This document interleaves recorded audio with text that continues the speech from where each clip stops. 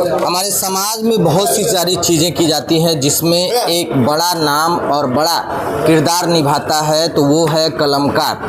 चाहे वो पत्रकार हो, कवि हो, लेखक हो, समाज को सुधारने, आईना दिखाने का काम ये बहुत ही बारीकी से करते हैं। थाने में पिछले कई वर्षों से लगातार कवि सम्मेलन का आयोजन किया जाता है और कवि आके अपने अपने कलम का धार, चाहे वो सत्ता पक्ष के हो, विपक्ष में हो, देश के प्रति प्रेम हो, ये सभी चीज़ों को कवि रखते हैं ताकि समाज को एक नई सीख मिल सके।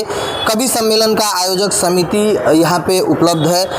सर, क्या कहेंगे? कवि सम्मेलन का आयोजन पिछले 30 सालों से किया जा रहा है और बड़े बड़े कवि आपके मंच पे आते हैं, देश की बातें बताते हैं, वीर गाथा सुनाते हैं, अलग अलग तरीके से लोगों में अवेयरनेस फैलाते हैं। किस तरीके से देखते हैं और इस बार कितने कवि आ रहे हैं और क्या क्या लोगों को संदेश देने वाले?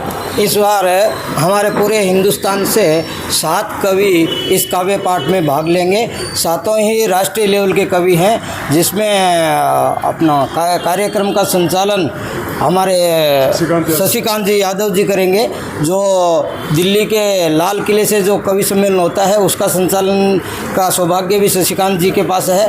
और ये पूरे थाना के लिए गौरव का विषय है कि 30 साल से लगातार ये धारा प्रवाह कवि सम्मेलन चलता आ रहा है। एक से एक बढ़ के कवि इस कवि सम्मेलन में भाग लिए हैं और एक से एक अच्छे जो साहित्य प्रेमी हैं उनको पुरस्कृत किया गया है इस मंच से।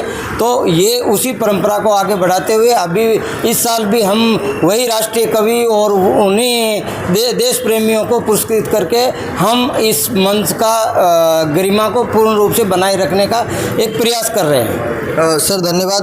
दरमियान सर, क्या कहेंगे? जिस तरीके से देखा जाए तो पिछले कई वर्षों से हिंदी भाषी और कवि सम्मेलन भाषी जो भी लोगों के बीच जा रहे हैं आप लोग और लोगों को जोड़ने की चेष्टा करते हैं, कितना सफल रहे हैं और आने वाले समय में और किस तरीके से खुल के इसको आगे बढ़ाएंगे?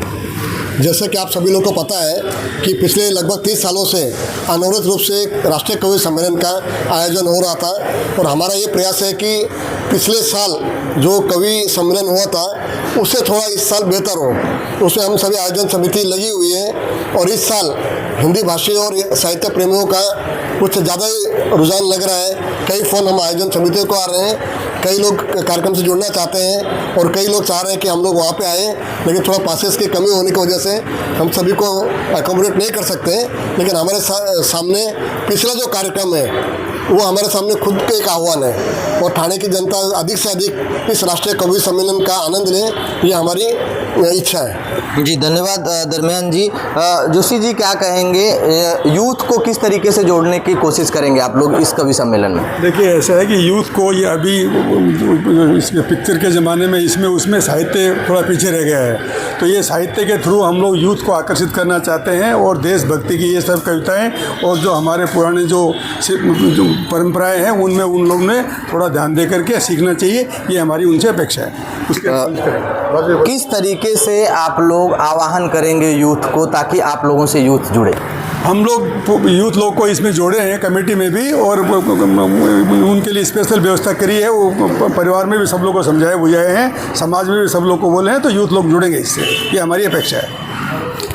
जी, तो सुना आपने किस तरीके से लोगों ने अपनी अपनी राय रखी, किस तरीके से लोगों को जोड़ने की चेष्टा कर रहे हैं और लोगों में ये लगातार मैसेज दे रहे हैं कि देश प्रेम अगर करना है तो कवियों को पढ़ना सीखिए, कवियों को सुनना सीखिए। साइंस अलग बात है, बाकी दुनियादारी अलग बात है, लेकिन अगर देशभक्ति चाहिए तो देश हित बनना पड़ेगा, देश के प्रति सोचना पड़ेगा और ऐसे कवि सम्मेलन में भाग लेकर ये समझना पड़ेगा कि आखिर हमारे महापुरुष किस तरीके से देश के लिए समर्पित हुए और अपना नाम अमर कर गए। तो मेरी भी अपील है आप लोगों से कि ऐसे कवि सम्मेलन में आइए और ज़्यादा से ज़्यादा मात्रा में जुड़कर देशभक्त में लीन हो जाइए। वीडियो सहयोगी जया के साथ चंदूसन विश्वकर्मा, जेजेवी न्यूज़ थाने। ये है एनपी न्यूज़ नेटवर्क और आप देख रहे हैं जेजेवी न्यूज़। सिर्फ खबर नहीं, सच्चाई का